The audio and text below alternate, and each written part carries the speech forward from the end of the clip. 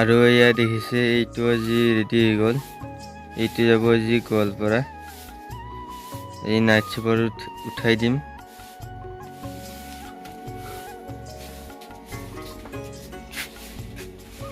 এইটো 250 কেপাচিটিৰ incubator machine হ'ল।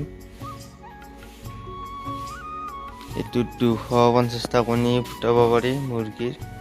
হাঁহৰ 220টামান দিব পাৰি। এইটো মেচিন মোক গোৱালপাৰাৰ দাদা এজনে ফোন যোগে অৰ্ডাৰ কৰিছিলে। ইয়াৰ লাইটটো এনেকুৱা অন অফ কৰি থাকে। 37.7ত অফ হয় আৰু 37.0ত অন হয়। এনেকুৱাকৈ টেম্পাৰেচাৰটো মিলোৱা হৈছে।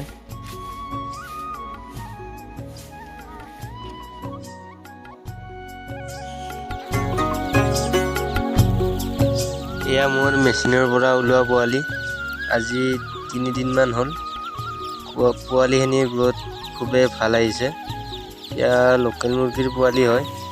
আজি 3 দিন হ'ল ইহঁতৰ বয়স।